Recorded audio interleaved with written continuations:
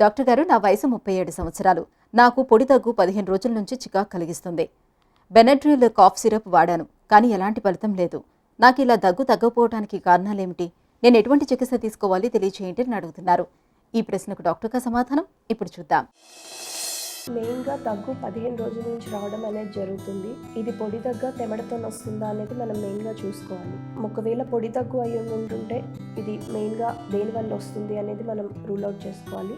మీరు కనుక next chest x ray అనేది తీయడం అనేది జరిగితే దాంట్లో ఏమన్నా ఇన్ఫెక్షన్ ఉందా, లేకపోతే అలర్జిక్ ప్రాబ్లమా, నెక్స్ట్ లంగ్ ఫంక్షన్ టెస్ట్ అనేది చేస్తారు. దాని ప్రకారం మనం ఏమన్నా ఆస్తమా ఉందా అనేది రూల్ అవుట్ చేసుకోవాల్సిన అవసరం ఉంది. జస్ట్ ప్లెయిన్గా అప్పర్ రెస్పిరేటరీ ట్రాక్ట్ ఇన్ఫెక్షన్ వచ్చినంత మాత్రాన మనకు బెనడ్రిల్ సిరప్ వాడినట్టయితే అక్కడ అలర్జిక్ ప్రాబ్లం అనేది ఉంటే అది తగ్గిపోవడం అనేది జరుగుతుంది. బట్ ఇన్ని రోజుల నుంచి మీకు తగ్గట్లేదు కాబట్టి ఏమైనా తెమడ వస్తుందా అనేది మెయిన్గా మనం రూల్ అవుట్ చేసుకోవాలి. దీని ప్రకారం మనం మెయిన్గా ఫీవర్ అనేది ఏమన్నా ఉందా, లేకపోతే జలుబు అనేది ఉందా చూసుకొని, ప్లస్ లంగ్స్ది ఎక్స్రే చేసినట్టయితే దాంట్లో ఏమన్నా న్యూమోనియాకి సంబంధించిన ఇన్ఫెక్షన్ ఏమన్నా ఉందా అనేది మెయిన్గా చూసుకోవాలి. ఒకవేళ ఇన్ఫెక్షన్ ఏమన్నా ఉన్నట్టయితే అది బ్యాక్టీరియలా, వైరలా, ఫంగలా అనేది రూల్ అవుట్ చేసుకొని దాని ప్రకారం మనం ట్రీట్మెంట్ ఇవ్వడం అనేది జరుగుతుంది. Just symptomatic treatment Benadryl cough syrup తోని మనకి తగ్గట్లేదు అంటే మాత్రం నెక్స్ట్ మనం ఫర్దర్ ఇన్వెస్టిగేషన్స్ చేయించుకోవడం better. More than 2 weeks cough infection ఎప్పుడైనా ఉన్నా మనం ఇంకా అదర్ ఇన్ఫెక్షన్స్ సచెస్